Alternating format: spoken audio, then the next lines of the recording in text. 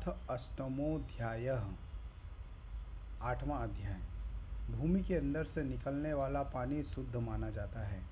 पतिव्रता नारी पवित्र होती है। लोगों का कल्याण करने वाला राजा पवित्र माना जाता है और संतोषी ब्राह्मण को भी पवित्र माना गया है। अधमाः धनमिच्छन्ति धनम मानम च मध्यमाः उत्तमाः मानमिच्छन्ति मानो ही महताम धनम। जो लोग संसार में केवल धन की इच्छा करते हैं वे अधम अर्थात नीच कोटि के हैं। मध्यम श्रेणी के लोग धन और सम्मान दोनों की इच्छा करते हैं, जबकि उत्तम कोटि के मनुष्यों को केवल आदर सम्मान ही चाहिए। संसार में धन की इच्छा तो सभी को रहती है, परंतु धन की प्राप्ति के लिए निम्न श्रेणी के लोग अन्य सब बातें भूल जाते हैं। सब कुछ भुलाकर धन के पीछे भागना ठीक नहीं। मध्यम श्रेणी के लोग वे हैं जो धन के साथ साथ मान सम्मान की भी इच्छा रखते हैं। वे धन की प्राप्ति के लिए अपने मान सम्मान को दांव पर नहीं लगाते।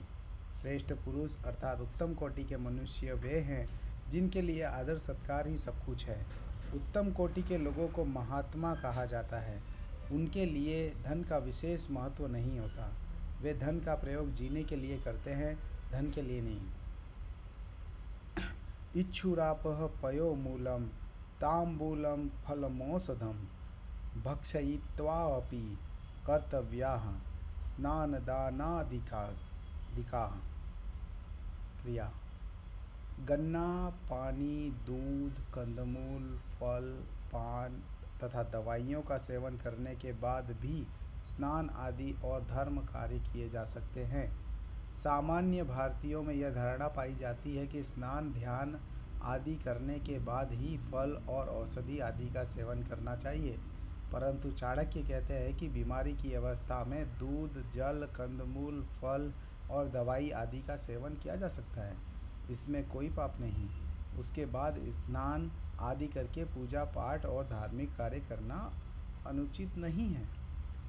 दीपो भक्षयते ध्वांतम कज्जलं च प्रसूयते यदन्नं भक्षयेन्नित्यं जायते त्रादृशी प्रजा। दीपक अंधकार को खाता है और उससे काजल की उत्पत्ति होती है। इसी प्रकार मनुष्य जैसा अन्न खाता है वैसा ही उसकी संतान उत्पन्न होती है। तात्पर्य बिल्कुल स्पष्ट है। यदि व्यक्ति अच्छे कार्यों से अपनी आजीविका चलाएगा तो उसकी संतान भी सद्गुणों से युक्त होगी। यदि वह चोरी और मक्कारी से पैदा किए हुए धन से अपनी संतान का पालन पोषण करता है तो संतान के विचार भी उसी प्रकार के निकृष्ट होंगे। आचार्य यहाँ संकेत दे रहे हैं कि जैसी संतान चाहते हो वैसा ही अन्न सेवन करो। संतान यदि फल है तो अन्न उसका बीज है। वित्तम देहि गुणान्वितेषु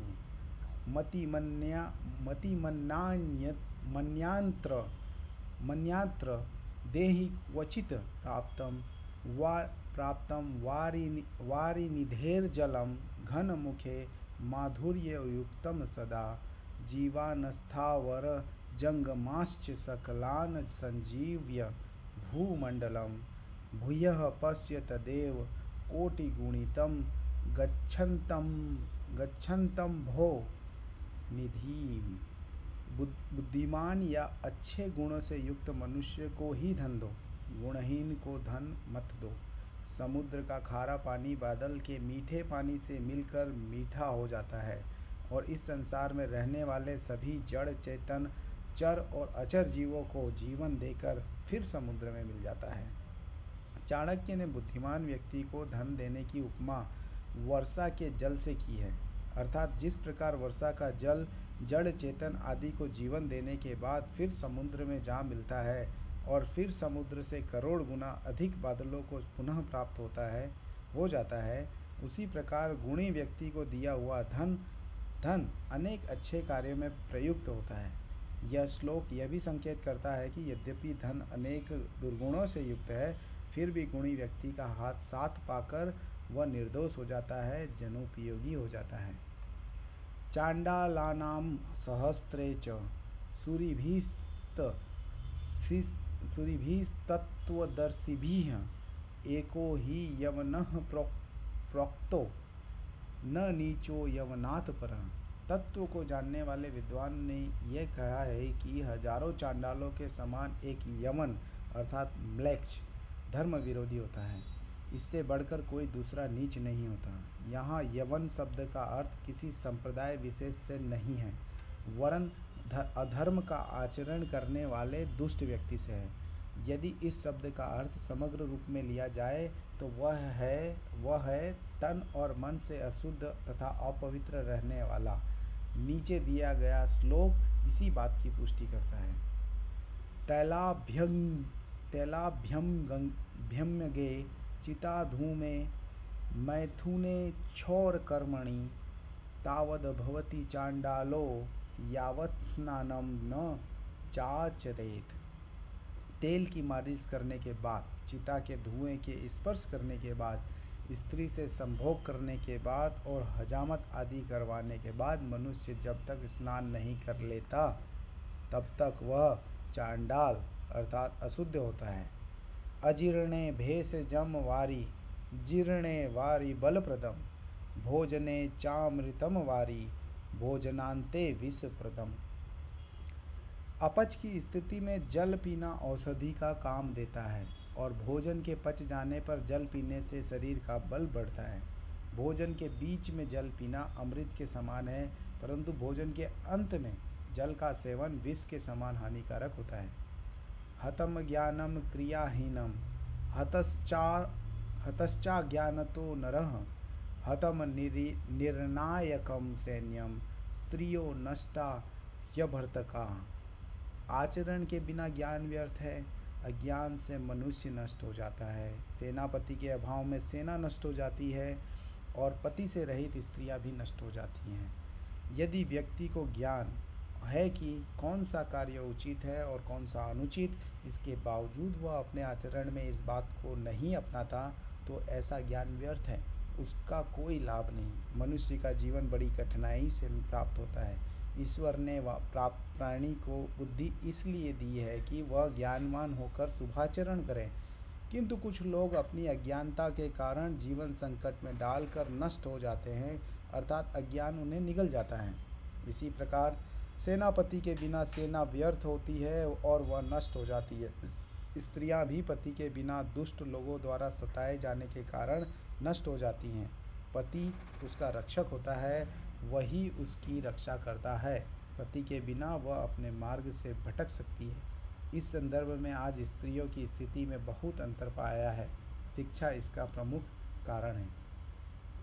वृद्ध काले मृता भार्या बंधुहस्ते गतम धनम भोजनम च पराधीनम तिस्त्रः पुंसाम विडंबना।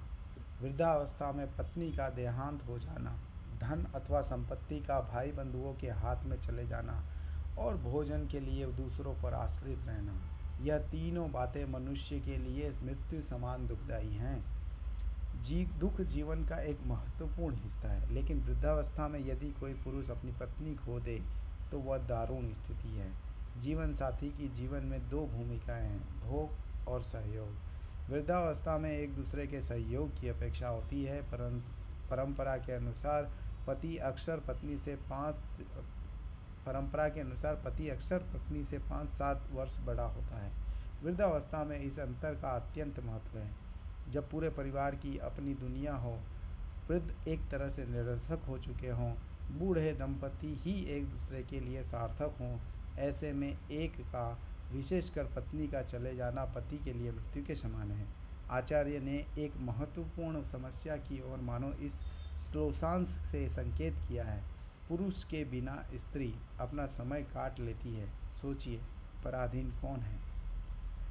नाग्निहोत्रम विना वेदा न च दानम विना क्रिया न भावेन विना सिद्धिस्तस्माद् भावो ही कारणम। अग्निहोत्र आदि कर्मों के बिना वेदों का अध्ययन व्यर्थ है तथा दान दक्षिणा के बिना यज्ञ आदि कर्म निष्फल होते हैं।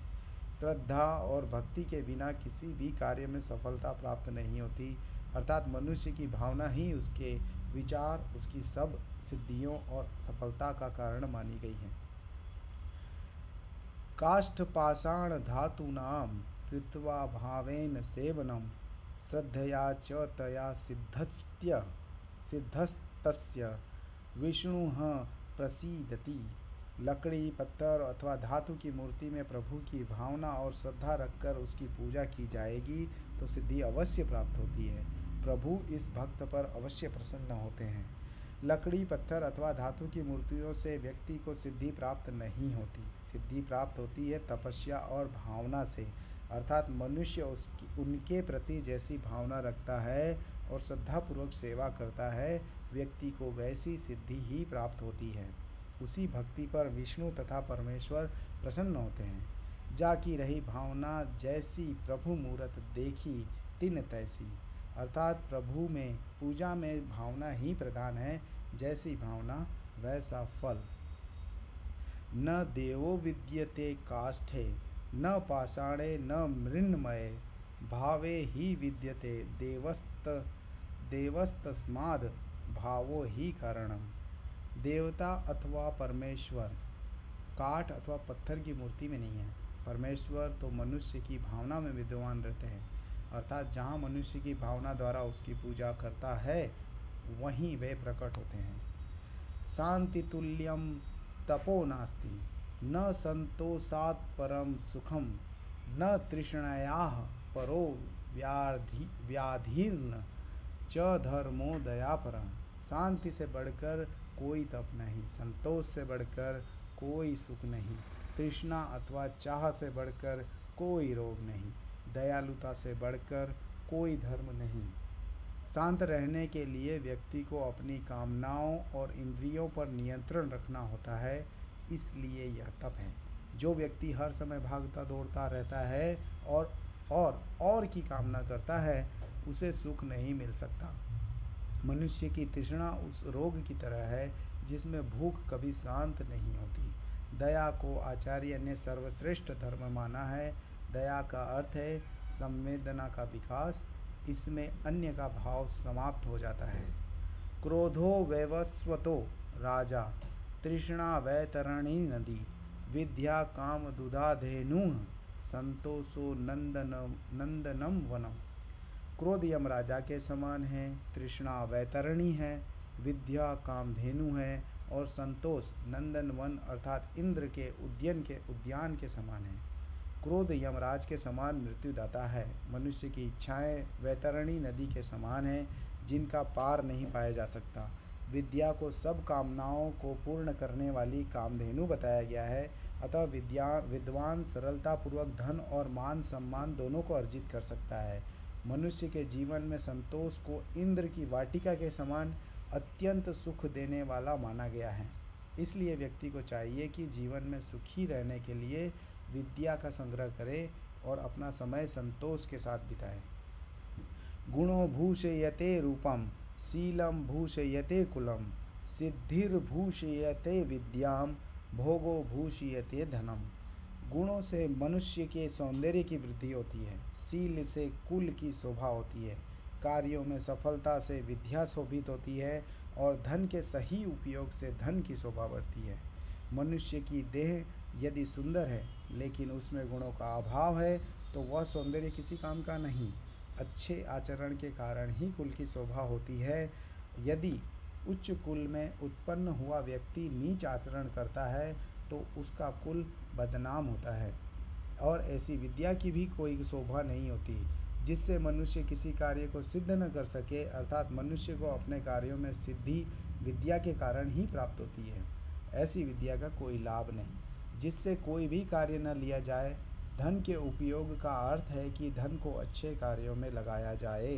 धन की शोभा तभी है जब उसका ठीक से उपयोग किया जाए, उसे अच्छे कार्यों में लगाया जाए। निर्गुणस्य हतम रूपम दुःशीलस्य हतम कुलम असिद्धस्य हता विद्या भोगेन हतम धनम। गुणहीन मनुष्यों का सुंदर अथवा रूपवान होना व्यर्थ होता है। जिस व्यक्ति का आचरण शील से युक्त नहीं, उसकी कुल में निंदा होती है। जिस व्यक्ति में किसी कार्य को सिद्ध करने की शक्ति नहीं, ऐसे बुद्धिहीन व्यक्ति की विद्या व्यर्थ है और जिस धन का उपयोग नहीं किया जाता है वह धन भी व्यर्थ है। शुचि शुचिर्भूमिगतं तोयं शुद्धा नारी पतिव्रता शुचिः क्षेम करो राजा संतोषी ब्राह्मणः शुचिः। भूमि के अंदर से निकलने वाला पानी शुद्ध माना जाता है। पतिव्रता नारी पवित्र होती है। लोगों का कल्याण करने वाला राजा पवित्र माना जाता है और संतोषी ब्राह्मण को भी पवित्र माना गया है। चाणक्य का कथन है कि भूमि के नीचे से प्राप्त होने वाला जल शुद्ध माना जाता है। पति के प्रति समर्पित नारी शुद्ध और पवित्र मानी जाती है।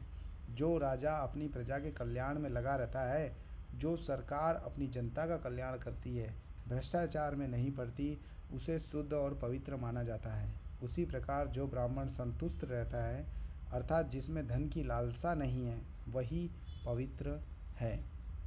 असंतुष्टा द्विजा नष्टा संतुष्टाश्च महीभृतः सलज्जा गणिका नस्ता निर्लज्जाश्च कुलांगना। संतोष रहित ब्राह्मण, संतुष्ट होने वाला राजा, शर्म करने वाली वैश्या और लज्जाहीन कुलीन स्त्रियां नष्ट हो जाती हैं। असंतुष्ट रहने वाला ब्राह्मण अपने कर्म से भ्रष्ट हो जाता है। वह अपना कर्तव्य भूल जाता है।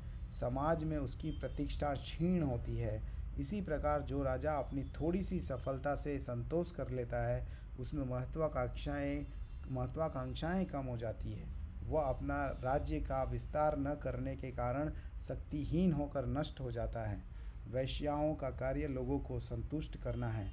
वह बाजार में बैठकर भी यदि संकोच और लज्जा करती रहेगी तो वह भूखी मर जाएगी। इसी प्रकार यदि अच्छे घर की औरतें लज्जा को त्याग देती हैं तो वे भी नष्ट हो जाती हैं। इस श्लोक से स्पष्ट होता है कि कोई एक कार्य किसी के लिए हितकर है तो किसी को हानि पहुंचाने वाला है।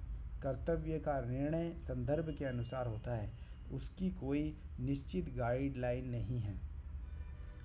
किम कुलेन विशालेन विद्याहीनेन देहिनां दुष्कुलेनोपि विद्यांश्च दैवैरपि सुपूज्यते। यदि कुल विद्याहीन है तो उसके विशाल और बड़े होने से कोई लाभ नहीं। यदि बुरे कुल में उत्पन्न हुआ व्यक्ति विद्वान है तो देवता लोग भी उसकी पूजा करते हैं। विद्या रहित बड़े कुल में उत्पन्न होने से कोई लाभ नहीं, क्योंकि व्यक्ति का सम्मान बड़े कुल में उत्पन्न होने से नहीं होता, बल्कि विद्वान होने और अच्छे गुणों के कारण होता है। इस प्रकार चाणक्य केवल वंश को महत्व नहीं, वे व्यक्ति के विद्वान होने को अधिक महत्व देते हैं। उनका कहना है कि यदि नीच कुल में उत्पन्न हुआ व्यक्ति भी विद्या आदि गुणों से युक्त है तो सभी लोग उसका सम्मान करते हैं। रावण उच्च कुल में उत्पन्न हुआ, लेकिन दुर्गुणों के कारण प्रत्येक वर्ष जलाया जाता है।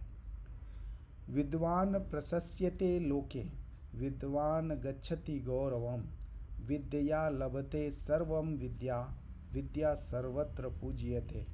इस संसार में विद्वान की प्रशंसा होती है। विद्वान को ही आदर, सम्मान और धन धान्य की प्राप्ति होती है। प्रत्येक वस्तु की प्राप्ति विद्या द्वारा ही होती है और विद्या की सब जगह पूजा होती है। मांस भक्षेः सुरापानेर्मुखे मुखेश्च आश्चर्यवर्जिते पशुभिः पुरुषाकारैर्भाराक्रांता च मेदिनी। मांस खाने वाले, शराब पीने वाले, मूर्ख और निरक्षर मनुष्य रूपी पशुओं के भार से यह पृथ्वी पीड़ित और दुखी रहती है। मांस खाने वाले और शराब पीने वाले व्यक्ति यह सोच भी नहीं पाते कि कौन सी वस्तु खाने के योग्य है और कौन सी नहीं। इस प्रकार मूर्ख और निरक्षर व्यक्ति रूप रंग में तो मनुष्य के समान होते हैं, परंतु वह पशु के समान इस पृथ्वी का भार है, अर्थात उनसे संसार का कोई उपकार नहीं होता। ऐसे लोगों को पशु कहना पशुओं का अपमान है। अन्नहीनो दहेद राष्ट्रम मंत्रहीनश्च ऋत्विजः यजमानम दानहीनो नास्ति यज्ञ समो रिपुः। जो देश को अन्नहीन करता हो, जिसमें मंत्रों को न जानने वाले ऋत्विज हो, जिसके यजमान दान भावना से रहित हो, ऐसा यज्ञ शत्रु समान है। आचार्य के अनुसार यज्ञ जहाँ मनुष्य के लिए अनेक प्रकार से लाभकारी है, वहीं यदि यज्ञ ठीक प्रकार से संपन्न न किया जाए तो उससे बहुत बड़ी हानि भी होती है। यज्ञ से वर्षा होती है और राष्ट्र में अन्न और धन धान्य की वृद्धि होती है। यह यज्ञ प्रत्यक्ष फल है। ऋत्विज अर्थात यज्ञ कराने वाले आचार्यों को मंत्रज्ञ होना चाहिए। इसी प्रकार यज्ञकर्ता अर्थात यजमान का हृदय भी विशाल होना चाहिए। उसकी आचार्यों के प्रति निष्ठा और श्रद्धा होगी, तभी वह उन्हें धन धान्य आदि देकर प्रसन्न करेगा। आचार्य यज्ञ की सार्थकता के लिए ऋत्विज और यजमान के योग्य होने की ओर संकेत कर रहे हैं। चाणक्य ने इस अध्याय में शरीर की दृष्टि से एक समान दिखने वाले मनुष्यों का गुणों और प्रवृत्ति के अनुसार विभाजन किया है। स्वभाव और प्रकृति ही व्यक्ति को उत्तम, मध्यम और निम्न बनाती है। निम्न श्रेणी के लोग जैसे तैसे धन इकट्ठा करना चाहते हैं, वे ऐसे उपायों से भी धन प्राप्त करना चाहते हैं जिनसे उनका अपमान होता है। उन्हें मान अपमान की कोई चिंता नहीं होती। मध्यम श्रेणी के लोग मान सम्मान के साथ साथ धन इकट्ठा करना चाहते हैं, परंतु उत्तम श्रेणी के लोग केवल मान सम्मान को ही महत्व देते हैं। धन उनके लिए गौण होता है, मुख्य नहीं। चाणक्य कहते हैं कि व्यक्ति जिस प्रकार का भोजन करता है, जैसा अन्न खाता है, उसकी संतान भी वैसी ही होती है। यह संकेत है कि भोजन केवल स्वाद या पेट भरने की दृष्टि से ही महत्वपूर्ण नहीं है, यह मानव जाति के भविष्य को भी निर्धारित करता है। चाणक्य ने 3 बातें मृत्यु के समान कष्ट देने वाली बताई हैं। वृद्धावस्था में मनुष्य की पत्नी की मृत्यु होना, धन संपत्ति का दूसरों के हाथों में जाना और खान पान के लिए दूसरों पर आश्रित रहना। इनमें से 2 का अनुभव तो किसी भी अवस्था के व्यक्ति को हो सकता है, लेकिन एक का संबंध विशेष अवस्था से है। इस ओर संकेत करके आचार्य ने जीवन के कटु सत्य को उजागर किया है। इससे उस अवस्था में पुरुष की निरीहता भी प्रकट होती है। चाणक्य ने व्यक्ति के विचारों और उसकी भावनाओं को अधिक महत्वपूर्ण बताया है। उन्होंने कहा है कि लकड़ी, पत्थर और धातु की मूर्तियों की यदि शुद्ध भावना और श्रद्धा से पूजा की जाए तो सब कार्य पूर्ण हो जाते हैं। इन मूर्तियों में भगवान का वास उस रूप में नहीं होता जैसा कि लोग मानते हैं। मनुष्य की उच्च भावनाएं अर्थात विचार ही मूर्ति को माध्यम बनाकर पूजक का कल्याण करते हैं। धन्यवाद।